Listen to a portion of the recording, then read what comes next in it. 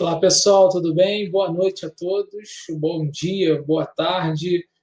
Nós vamos dar sequência na nossa aula referente ao dia 28/3, tá? Na semana passada eu dei um material que eu botei no YouTube, dessa vez eu vou colocar diretamente lá na Google Sala de Aula, então peço para que vocês acompanhem esse material, ok? Além desse material, que é em vídeo aula, ele vai estar disponível também o PDF dessa aula lá e a atividade referente à aula para vocês realizarem. Essa atividade ela vai ser em cima com base em cima de um formulário, tá bom? Então, beleza, vamos dar sequência na nossa aula de hoje.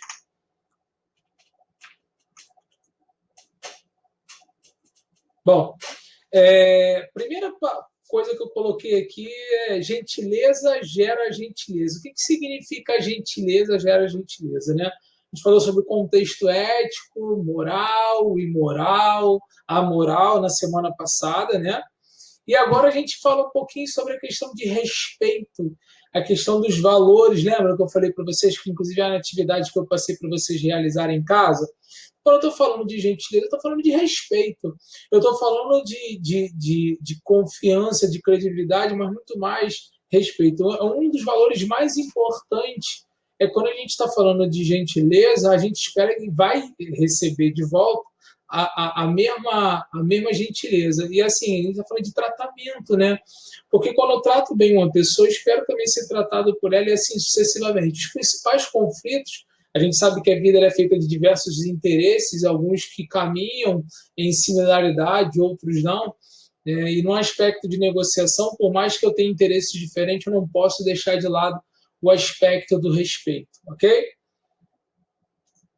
E aí é interessante que eu botei assim, ó, a partir do momento em que todas as pessoas praticam valores, né, como eu coloquei da gentileza, do respeito, entre outros valores que vocês também responderam, as coisas começam a mudar no contexto da sociedade, né? E aí, quando todos se respeitam, assim como deve ser, tudo acaba mudando.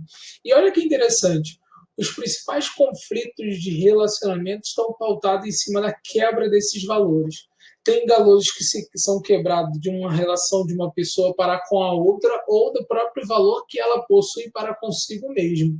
E é interessante colocar isso porque assim, o mundo ele está passando por diversas evoluções, inclusive o contexto que a gente está vivenciando agora, né, do coronavírus, e isso acontece também. Mas olha que é interessante frisar, quando a gente ajuda o próximo, quando a gente vive em sociedade, a gente não vai, por mais que você tenha interesses individuais, né, tudo que você consegue ganhar, absorver, em algum momento você distribui isso para outras pessoas.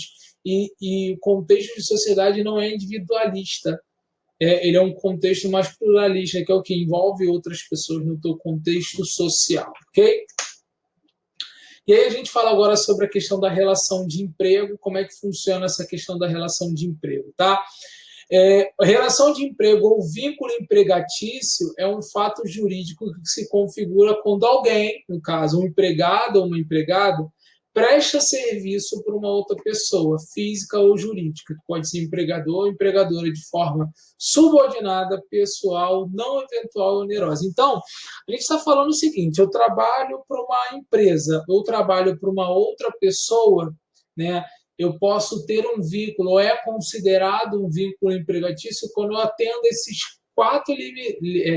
esses quatro princípios. Primeiro, subordinação. O que é subordinação? Eu tenho alguém, um gestor, alguém com cargo superior, um comando acima de mim. Então, essa pessoa, ela define as diretrizes do meu trabalho. Então, eu estou subordinada a ela, ok? Depois, o segundo princípio é do aspecto pessoal, ou seja, a pessoalidade. Existe a pessoa Tiago, né, que tem um vínculo, pessoalidade, com uma outra personalidade, física ou jurídica, personalidade física ou jurídica, ok? Não eventual. O que significa isso? Ele só é considerado vínculo empregatício quando existe eventualidade. Se eu, por exemplo, tenho um trabalho de freelancer, o nome já diz, isso não é um trabalho que corresponde a um vínculo empregatício, por mais que exista a questão da pessoalidade, a onerosidade, a subordinação, mas não existe a eventualidade. Então, acaba não se configurando como uma relação de emprego ou um vínculo empregatício que tem a mesma relação, tá bom? E aí, quando eu falo de aspecto não eventual, é quando você tem uma rotina, você tem que ir para o seu trabalho todo dia, tem um período, você tem uma programação, uma carga de trabalho, uma carga semanal, né, ou mensal de trabalho, então aquilo acaba se configurando como uma eventualidade, ok?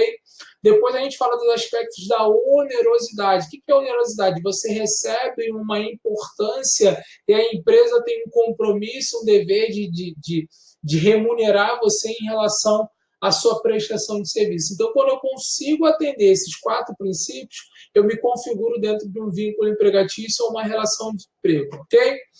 E aí está ali embaixo, ó, ter um emprego não só constitui o principal recurso com que as pessoas precisam suprir suas necessidades, por exemplo, a gente está agora vendo a questão do coronavírus, né? Então, as pessoas dependem dos seus trabalhos, né, do local de trabalho, para manter a sua subsistência, né, atender às suas necessidades, né, depois essa questão dos seus desejos. Mas é através do emprego, quando a pessoa está inserida nesse contexto, é que ela começa a ter mais integração social e mudar o teu patamar de status também. Por exemplo, se hoje eu ganho, sei lá, R$ 1.000, daqui a 5 mil eu tenho uma remuneração de R$ 5.000, o meu padrão de vida, o meu status de vida, ele vai mudar. Porque o convívio social, não estou falando de amizade, mas o convívio social onde eu vou estar inserido vai ser com base naquilo que você está sendo remunerado, ok? A maioria dos países reconhece o direito do trabalho como um dos direitos fundamentais aos cidadãos, porque eles sabem que, como a gente está dentro do modelo capitalista, as pessoas dependem do trabalho para se subsistir.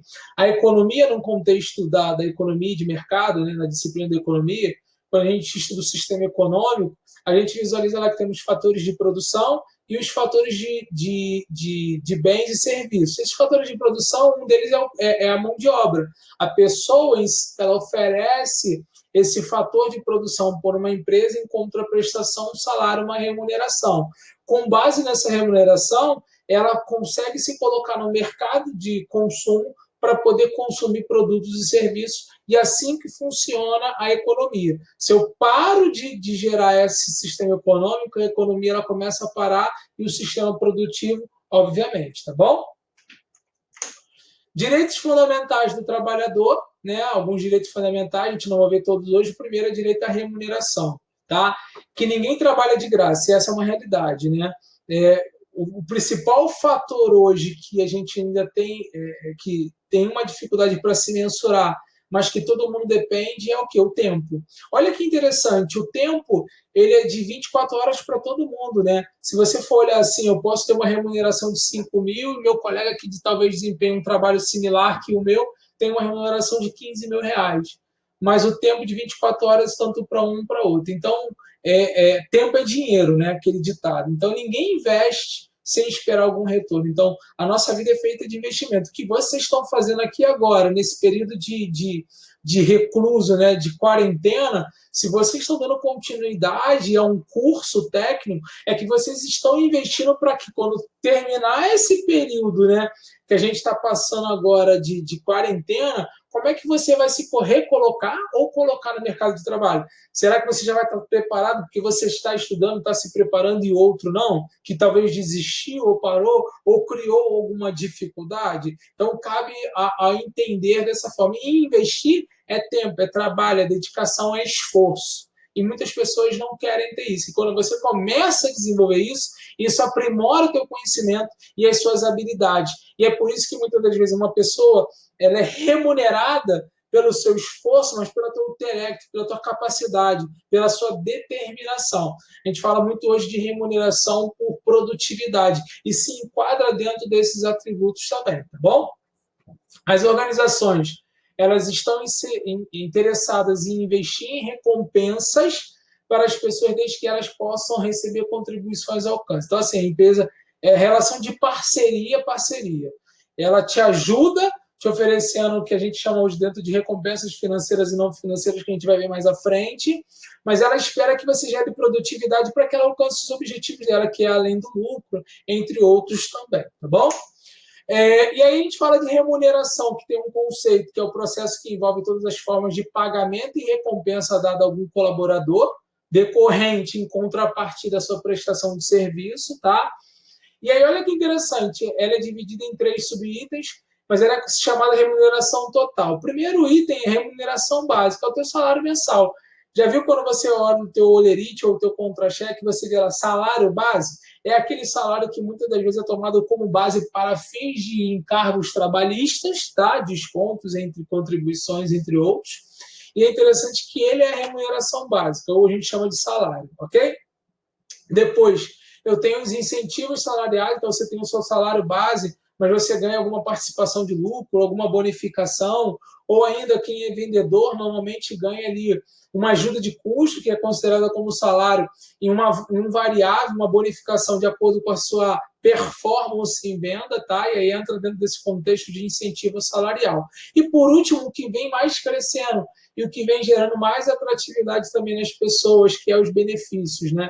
Já foi constatado que o benefício ele mexe com um aspecto muito emocional da pessoa. Por exemplo, uma mãe que trabalha numa empresa que oferece auxílio creche dá a possibilidade, por mais que ela não tenha um salário muito adequado, um salário justo e compatível, mas possibilita ela que ela tenha a possibilidade de oferecer uma boa educação, um local para o seu filho ficar e ela poder trabalhar.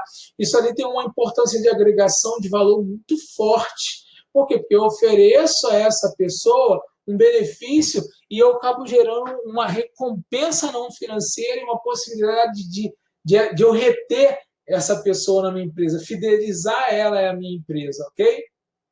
A gente também tem seguro de vida, plano de saúde. Nesse momento que a gente está vivendo a questão do coronavírus, você trabalha numa empresa e você tem um plano de saúde, caso você venha passar mal, independente de qual seja o aspecto, você sabe que você tem um lugar para você ir, você vai ser bem atendido, você vai ter assistência adequada. Não estou dizendo que a gente até sabe que o hospital público muitas das vezes não consegue oferecer uma assistência adequada, mas neste momento ele está sobrecarregado por conta do Covid-19, que é o coronavírus, ok? E aí a gente tem recompensas financeiras e recompensas não financeiras. O que seria isso? Só para gerar o entendimento de vocês. As recompensas podem ser classificadas dessas duas formas. A primeira como financeiras, que está envolvendo o quê? Dinheiro, tá? Quando eu falo de financeiro, estou envolvendo dinheiro, monetário, monetização. Quando eu falo não financeiro, é que eu vou falar mais à frente. Então, salário direto, prêmio que você recebe em dinheiro, comissão que você recebe em dinheiro, gratificação, gorjeta, por exemplo, alguma promoção que você recebe, que você muda de carro, que você vai mudar também o teu salário, tá? Então, isso tudo está relacionado a aspectos financeiros, ok? Tem o salário nominal e o salário real. O que é o salário nominal? Só para a gente poder entender de fato. Quando a gente está falando de salário real, é o salário base, só para vocês entenderem isso. E o salário real é aquele que você recebe o líquido. Lembra quando você tem o lerite lá, meu salário é R$ 1.000, meu contra-cheque. No final do mês, com os descontos, mais adiantamento e tudo mais, eu recebo, sei lá, R$ 820.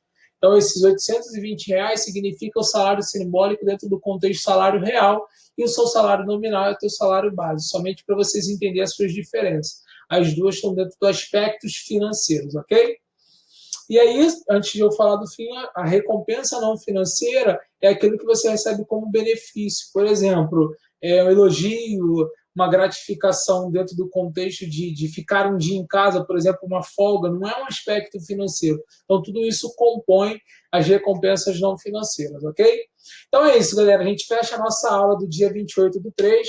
O material didático está aí no Google Sala de Aula, bem como a atividade que vocês devem realizar. Qualquer dúvida, vocês podem postar a dúvida no link referente à aula e, se for referente à atividade, no link referente à atividade, tá bom?